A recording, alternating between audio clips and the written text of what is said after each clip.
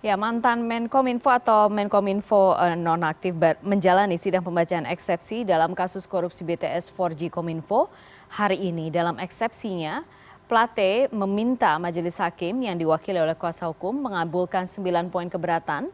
Namun salah satu isi eksepsi atau di awal pembukaan isi eksepsi membuat majelis hakim tersinggung, yaitu kemudian menyampaikan pendapat seperti yang Anda saksikan tadi. Di sana disebut bahwa seolah-olah eh, pengadilan atau peradilan ini mencari-cari kesalahan, dan kita bahas isi eksepsi terdakwa Joni Plate pada malam hari ini bersama pakar hukum tindak pidana Universitas Tarumanegara, Pak Heri Firmansyah. Pak Heri, selamat malam. Selamat malam, Assalamualaikum Mbak Putri, salam sehat. Salam sehat Pak Heri, Waalaikumsalam warahmatullahi wabarakatuh. Pak Heri, kalau misalnya kita melihat sejak awal dari kasus ini, kalau tadi mengutip dari yang disampaikan oleh Ketua Majelis Hakim bahwa tidak ada tendensi politis dan segala macam, sejak awal ketika ditetapkan sebagai tersangka kemudian ditahan, isu-isu seperti itu terus berhembus. Nah, bagaimana sekarang peradilan ini eh, memastikan posisinya clear dan tidak terpengaruhi dari isu-isu seperti itu, karena bagaimanapun ini tadi sampai disampaikan langsung oleh Ketua Majelis Hakim di dalam ruang sidang. Ya, begini Mbak Putri, tentu kita mengapresiasi pernyataan di awal tadi ya sebagai bentuk peneguhan komitmen Ya. dan juga penegasan bahwa yang namanya lembaga yudikatif, apalagi Mahkamah Agung yang di bawahnya ada badan peradilan seperti di Pengadilan Negeri, tindak pidana korupsi yang menyidangkan perkaranya Pak Plate ini tidak boleh ada intervensi apapun, apalagi terkait dengan politik.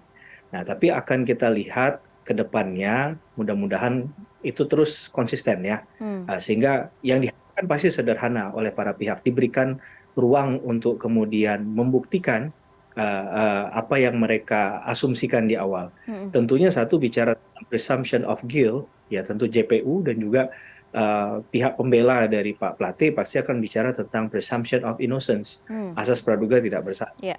Nah, mudah-mudahan tadi ruangnya diberikan yang cukup untuk saling membuktikan, sehingga nanti ketika hakim mengambil keputusan, tentulah itu keputusan yang berdasarkan pada keadilan, sekali lagi ya.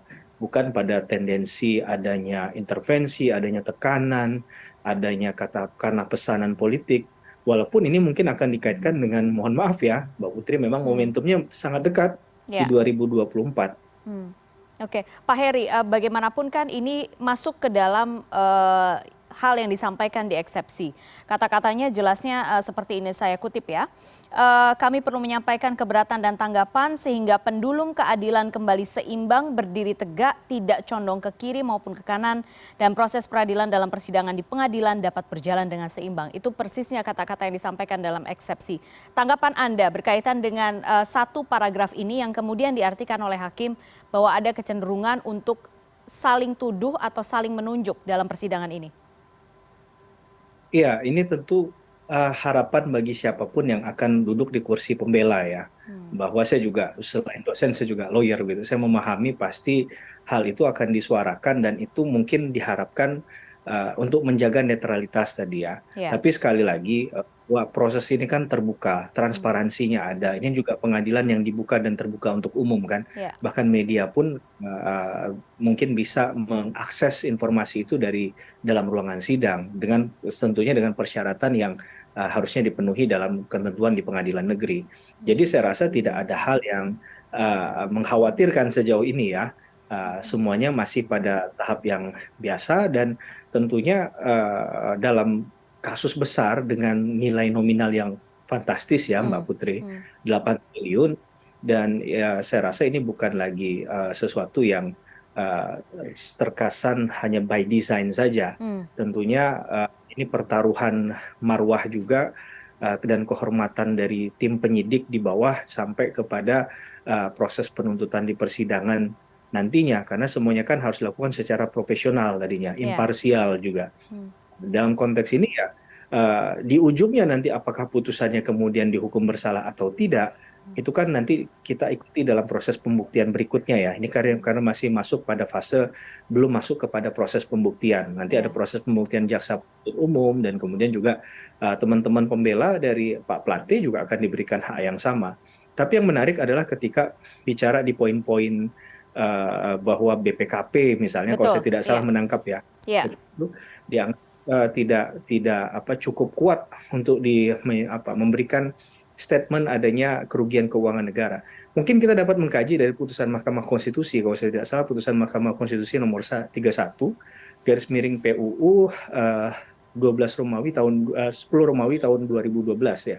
Itu menyatakan kalau saya tidak salah itu adalah bahwa BPKP memiliki kemampuan dan juga kewenangan iya, untuk melakukan audit investigasi ataupun perhitungan terkait kerugian keuangan negara.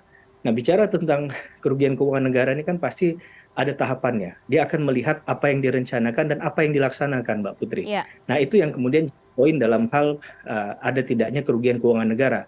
Nah, Hmm. baru kemudian ada tidaknya kerugian keuangan negara itu akan dinilai berapa besar nilai kerugiannya. Kemarin sudah tertulis 8 triliun. Nah, yang menjadi akan perdebatannya apakah nilai itu semua benar, Iya. dapat dipertanggungjawabkan, atau tidak sebesar itu, kalaupun memang benar ada tindak pidana korupsinya, begitu ya.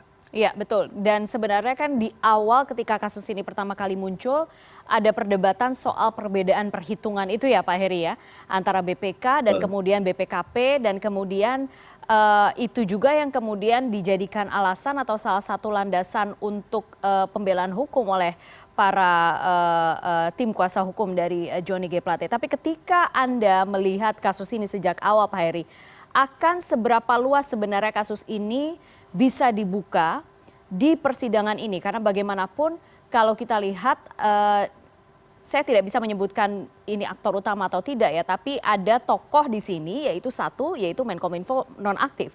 Tapi apakah Anda optimis bahwa bisa dibuka dalam persidangan ini sejelas-jelasnya karena aliran uang yang sebegitu besar?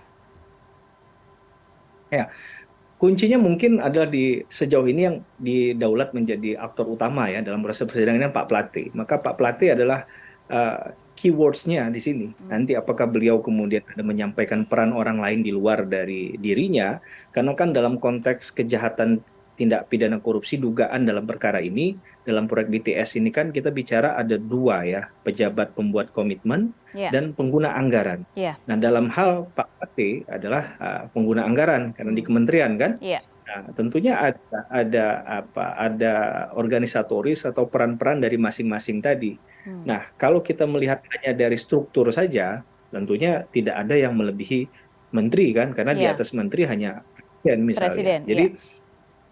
Jadi dalam konteks di lingkup internal kementerian itu ya, hanya berhenti di menteri begitu. Iya. Nah, tinggal bagaimana melihat sebenarnya ada tidak peran serta aktif dan atau apa katakanlah tadi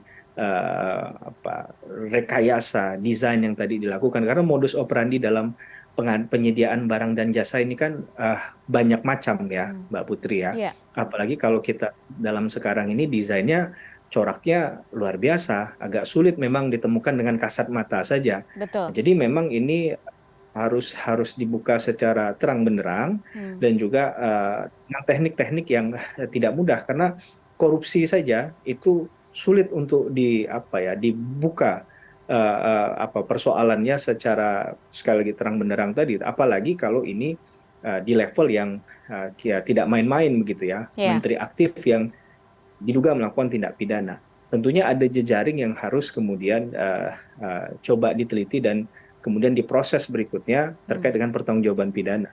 Nah, yang jadi pertanyaan dari kuasa hukum tadi itu kan kalau saya tidak salah, sejauh mana sih pembatasan dari pertanggungjawaban pidana bagi pengguna anggaran? Iya, Misalnya iya, dia sudah menggelontorkan, sudah memberikan kepada pihak lain untuk iya. dieksekusi, PPK ya. kemudian Hmm. ya, diduga yang melakukan ini bukan dari PA-nya, tapi Hmm. PPK-nya. Iya. Ini kan pasti akan lempar ke katakanlah kesalahan tadi ke pihak yang lain kan. Hmm. Hmm. Nah, tinggal jadi membaca kasus ini tidak bisa sepenggal-sepenggal Mbak Iya, Putri. iya, iya, Kalau ada kaitan dengan pasal 55 penyertaan tentunya juga akan melihat peran serta yang lain. iya. Nah, kalau mereka kemudian saling lempar kesalahan, nah ini yang akan menjadi agak agak sedikit complicated Iya. walaupun untuk merekonstruksi satu perkara tindak pidana korupsi itu memanglah tidak mudah. Ya, Tapi bukan berarti tidak gitu ya. ya. Jadi memang akan tetap bisa dibuktikan, tapi memang harus punya effort yang lebih, Mbak Putri. Iya, Gitu betul. kira-kira, Mbak Putri. Oke, oke. Dan semoga itu bisa terang benderang ya, dibuka sejelas-jelasnya di saat-saat pembuktian nanti, dan terutama pada saat pemeriksaan saksi nih biasanya akan saling tuding, saling tunjuk, dan semoga dari situ betul-betul bisa terbuka dan jelas konstruksi kasusnya seperti apa. Pak Heri, terima kasih banyak malam hari ini sudah bergabung di CNN Indonesia. Sehat selalu, Pak. Sama-sama. Sehat juga, Mbak Putri.